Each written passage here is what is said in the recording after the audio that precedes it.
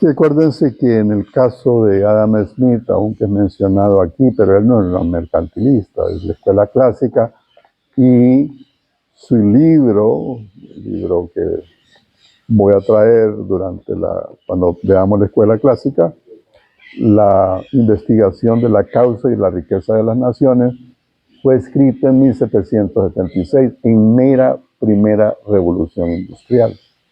Entonces, siempre tenemos que poner a los autores de cualquier tipo en el contexto en el que viven, ¿no? Y por qué piensan como piensan, ¿verdad? Ok, pues rápidamente pasemos con la fisiocracia, o los fisiócratas. ¿Puedo borrar aquí, muchachos? ¿Sí? Ok.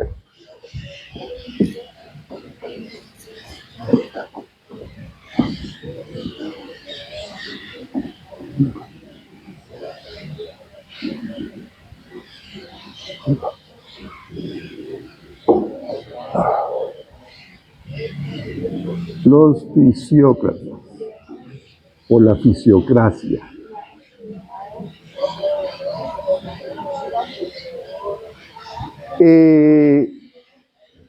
Uno,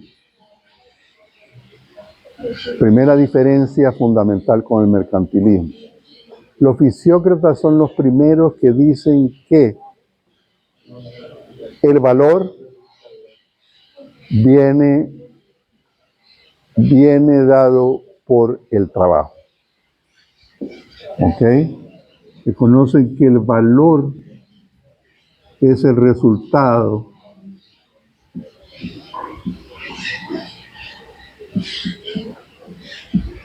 del trabajo. Pero tienen una postura y solo reconocen un tipo de trabajo, el trabajo en la agricultura. Los demás, es decir, para ellos el valor en otras cosas no existe. El único trabajo que crea valor es el trabajo empleado en la agricultura.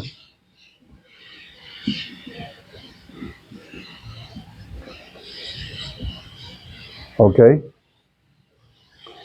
Hay una diferencia, ¿verdad?, fundamental entre los mercantilistas y ellos. ¿Cuál es la diferencia en este sentido? Bueno, mira,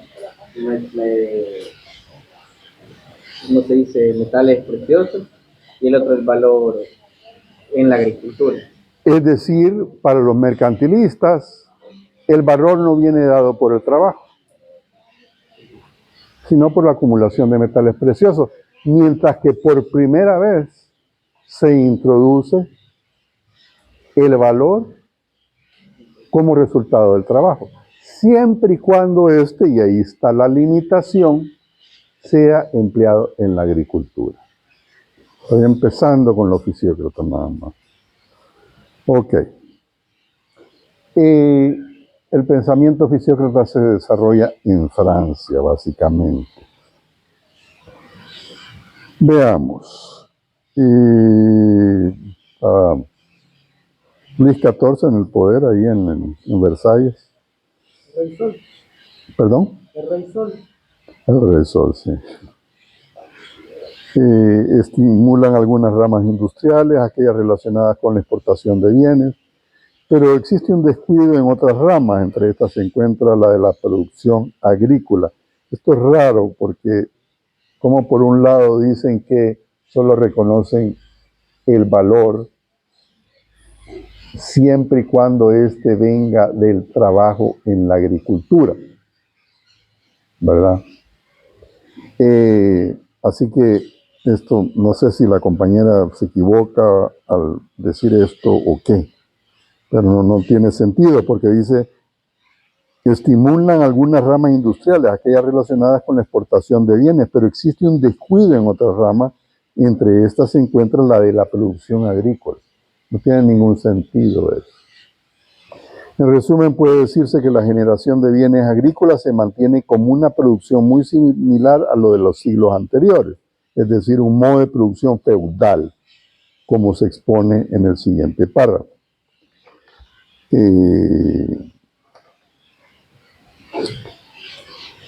Dice, pero lo que frenaba aún más el avance de la industria capitalista era la agricultura, que se hallaba bajo el yugo del régimen feudal, los feudalistas.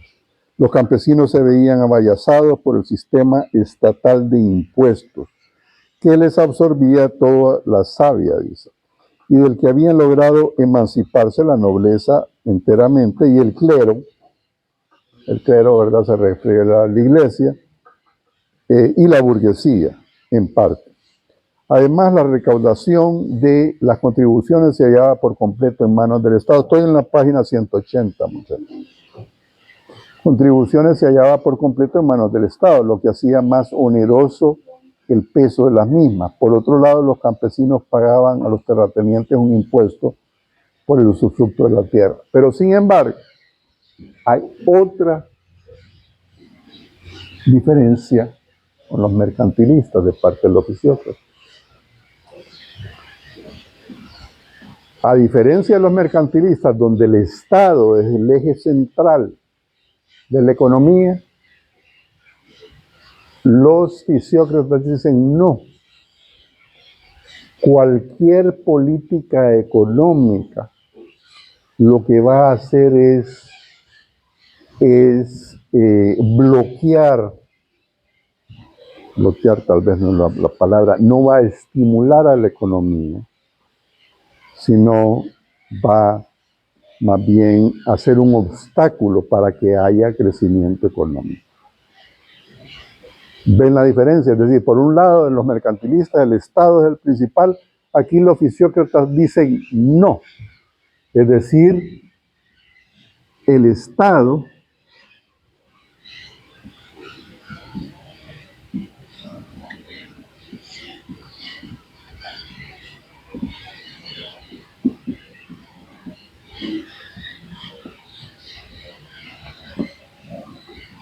alejado de políticas económicas, digamos,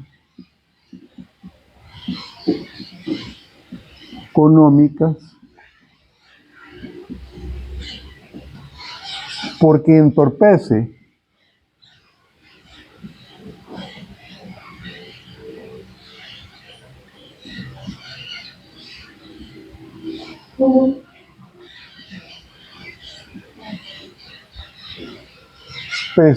el crecimiento económico,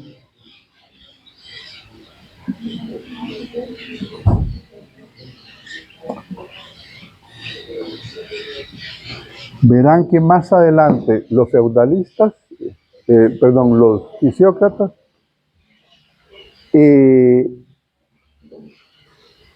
son los primeros y continúan las demás escuelas de pensamiento diciendo que el Estado no debe intervenir en la economía. ¿Por qué? Porque el capitalismo tiene sus propios automecanismos de regulación y que esos automecanismos de regulación van a ser suficientes para cuando el Estado, cuando la economía, por ejemplo, se contrae. Pero no fue así, ¿verdad? No fue así, por ejemplo, en la crisis desde el 29 al 33. Ya para entonces John Maynard Keynes estaba por publicar su gran libro, La teoría general del empleo y el interés y el dinero, y hasta entonces, o sea, hubo crisis antes, en 1800 y pico, no de la dimensión de la de los 30, o no de la dimensión de la del 2008, que básicamente se arregló a puro oferta de dinero, es decir, grandes cantidades, trillones de dólares. De lo contrario, hubiera sido un desastre. tan grave como la crisis. Por supuesto, una crisis y otra fue provocada por diferentes razones. La de los 30, porque la bolsa de valores se vino para abajo, ¿verdad? La de los 2008, porque el sector inmobiliario básicamente cae en bancarrota. Una burbuja inmobiliaria porque los bancos les prestaron a gente que no podía pagar sus casas. Lehman Brothers, por ejemplo, ¿verdad? Y como es usual ahora en los Estados Unidos, ¿verdad? Que no vean el presidente que tiene 19 cargos y ahora está hablando de una posible reelección, porque la Constitución se lo prohíbe. Puede estar nada más 2 periodos, no importa que no sean seguidos los 2 periodos, no puede estar. Pero ya está hablando de que quiere modificar la Constitución y reelegirse otro periodo, ¿verdad? Entonces, es decir, ahí hay una gran contradicción con lo que ha sido normalmente la postura gringa. Entre menos Estado, mejor. Bueno, si no, miren lo que dice el Fondo Monetario Internacional que está ahí en Washington, el Banco Mundial, cuando presta dinero. Lo primero que le dijo a Nayib Bukele, usted tiene que reducir el tamaño del Estado. Todas aquellas plazas que son improductivas, fuera. Y como que le está haciendo caso el hombre. Reducir el papel del Estado. ¿Qué más?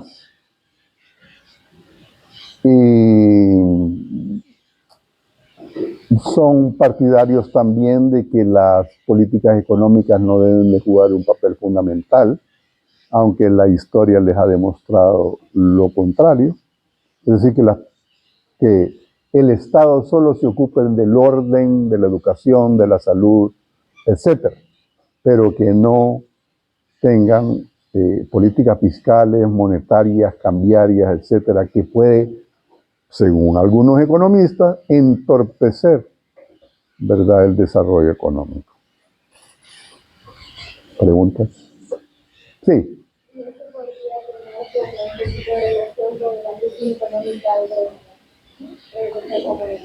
¿De Grecia?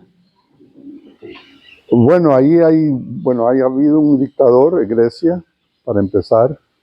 Ahora, digo, en el último cuarto de siglo, como los demócratas básicamente, o lo que conocemos como la democracia occidental ha caído en desgracia, que al caer en desgracia la democracia occidental, alguien ocupa ese puesto. ¿Y quiénes lo ocupan? Dictadores. Dictadores, ¿verdad? No conozco, no te podría contestar con profundidad, ¿verdad? El caso de Grecia, porque no lo he estudiado. Solamente entiendo que el gobierno utiliza tasas bajas para los bancos en cuanto a préstamos. Entiendo también que disminuyó el tiempo laboral y eso le llevó a una crisis. Claro, imagínate tú. Es decir, tasas bajas y disminuye el tiempo laboral. Digo, eso dentro del sistema capitalista de producción simplemente te lleva a la bancarrota, digo, al suicidio económico, ¿verdad? Porque de lo que se trata el sistema capitalista de producción es de generar cada vez más ganancias, es decir, que unos pocos acumulan mucho capital, ¿verdad? Esto es cierto en los Estados Unidos como es cierto aquí. Y la mayoría se queda, pues, con salarios que, bueno, la clase media son más o menos lo suficiente, pero la pobreza y la pobreza extrema, por ejemplo, en El Salvador, sigue siendo un gran problema, ¿verdad? Entonces viene el problema de la equidad. ¿Se acuerdan de aquellas 4 preguntas, verdad? Son 4 en realidad. ¿Qué producir? ¿Cómo producirlo? ¿Cuánto producir? ¿Y a quién distribuirlo producido? Esa pregunta seguramente que viene en el examen. Bueno, el examen de ustedes hasta, ya vamos a ver todas las escuelas. El 22, sí. Mi otro grupo lo tiene el 9, ya lo hice, ya lo imprimí. Todo. Pero les tocó fácil a ellos porque solo hasta la fisiocracia vimos, mientras que a ustedes les voy a meter la fisiocracia, escuela clásica, Marx, y capaz llegamos hasta el neoliberalismo. Vamos a ver cómo vamos. No se preocupen, no es para tanto.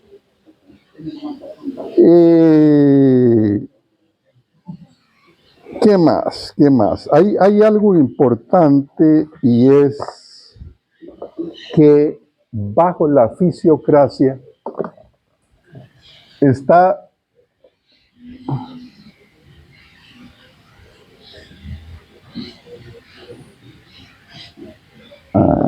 ¿cómo se escribe esto? Sí, Francois.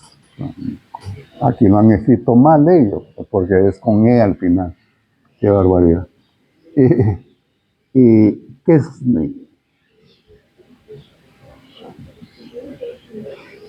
Este era un médico de la corte. Pero este médico de la corte fue la base para los demás economistas, para los grandes economistas. ¿Por qué? Porque es el primero que a través de Le Tableau Économique, se llama la tabla económica,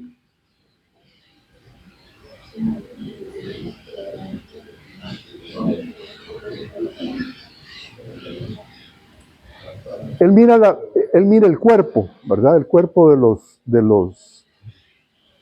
de sus pacientes. Y básicamente en base al cuerpo, por primera vez con la tabla económica, hablando de las diferentes clases sociales que existían, ¿qué pasó? ¿Hay algún problema? ¿No? ¿Es Franco? Sí, con E al final, sí. Si quieren, revisen en Google, ¿verdad? Pero aquí lo han puesto sin la E al final. Y si es francés, tiene que tener una E al final.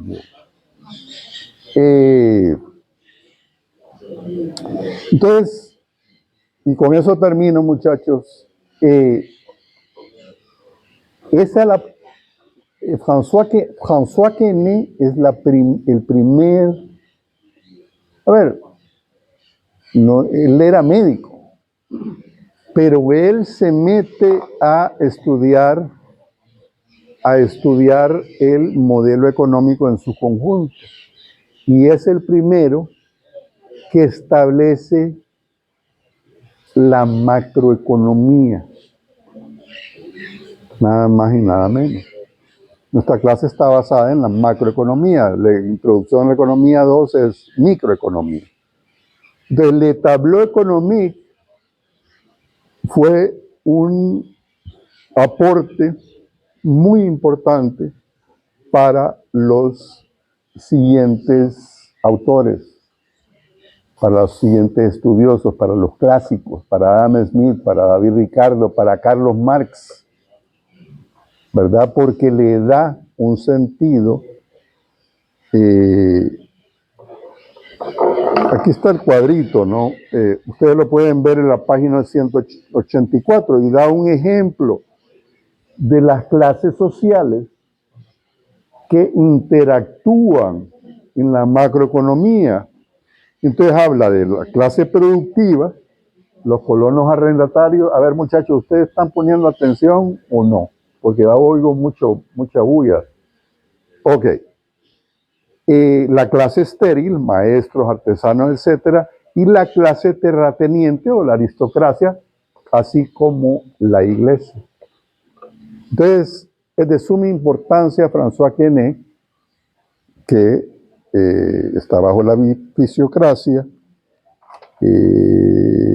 1694-1774.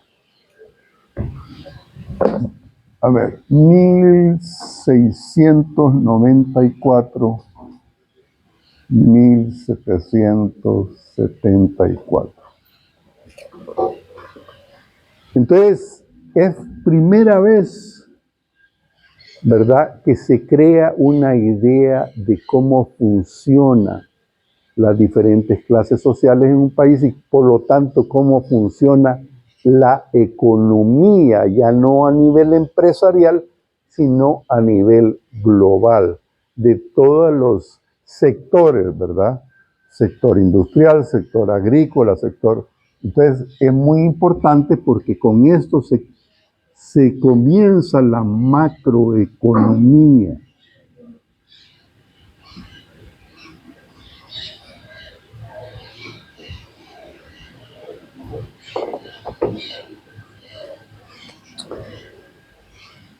Ok. Después viene el pensamiento clásico, etcétera, pero vamos a seguir mañana con François Quesnay y comenzamos con el pensamiento clásico. ¿Perdón? Clásico. Cuando